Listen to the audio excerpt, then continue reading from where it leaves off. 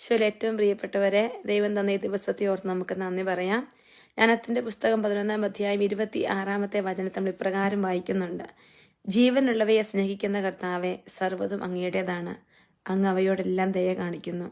എത്രയോ വലിയൊരു പ്രാർത്ഥനയും ഒരു പ്രോമിസും ഒരു വാഗ്ദാനവുമാണ് ആ വചനം. ജീവനുള്ളവയെ സ്നേഹിക്കുന്ന ദൈവത്തിന്റെ മഹാകരുണയെക്കുറിച്ച്, ദൈവത്തിന്റെ വലിയ സ്നേഹത്തെക്കുറിച്ചെല്ലാം നമ്മൾ ധ്യാനിച്ചുകൊണ്ട് നമ്മൾ പ്രാർത്ഥിക്കുന്ന ദിവസമാണ്.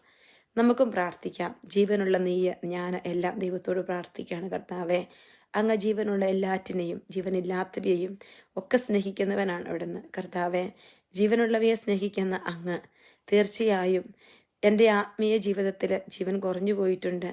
ഇന്ന് ആത്മീയ ജീവിതത്തിൽ ഉണർന്നു വരാൻ ആഗ്രഹിക്കുന്ന വ്യക്തിയുമൊക്കെയാണ് ഞാൻ. കർത്താവെ, ജീവനുള്ളവയെ സ്നേഹിക്കുന്ന നീയ് എന്നെ സ്നേഹിക്കുന്നുണ്ടെന്നൊരു ഉറപ്പ് എനിക്കുണ്ട്. നീ എന്നോട് വലിയ ദയ കാണിക്കണമേ.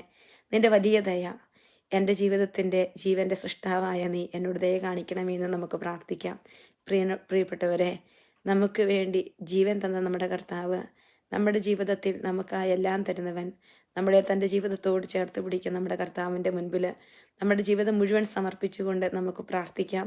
നമ്മോട് ദയ കാണിക്കുന്ന കർത്താവിൻ്റെ ദയ നമ്മുടെ ചുറ്റുമുള്ളവരോട് ദയയായി കരുണയായി മാറാൻ നമുക്ക് സാധിക്കട്ടെ എന്ന് നമുക്ക് പ്രാർത്ഥിക്കാം.